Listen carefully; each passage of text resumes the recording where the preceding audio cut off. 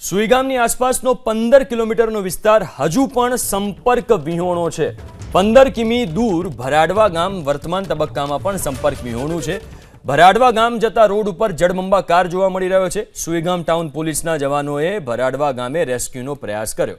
ટ્રેક્ટરનું bonnet ડૂબી જાય તેટલા ભરાડવાના રસ્તે પાણી વહી રહ્યા છે। ભરાડવાનો સંપર્ક કરવા સુઈગામ પ્રશાસન પ્રયાસ કરી રહ્યું છે। ટ્રેક્ટરની મદદથી આગળ જતા પોલીસ જવાનો પણ પહોંચી શક્યા। ભરાડવા આ દ્રશ્યો તમે સ્ક્રીન ઉપર જોઈ શકો છો। સ્થિતિ એવી છે કે આખા રસ્તા પર દેખાય છે તો ફક્ત પાણી।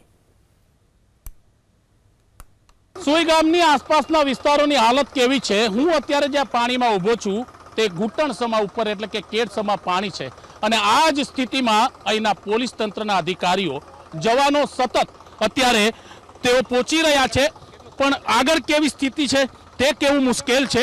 વોકી ટોકી સાથે તેઓ કોમ્યુનિકેશન કરી રહ્યા છે। આગળ જવાય એવી સ્થિતિ નથી। તમે જ્યાં નજર નાખો ત્યાં માત્ર પાણી છે।